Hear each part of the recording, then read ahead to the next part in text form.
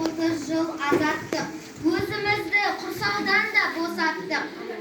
Ақтадық biz ата-баба үмітін, қолда қазір көк туменен бостандық.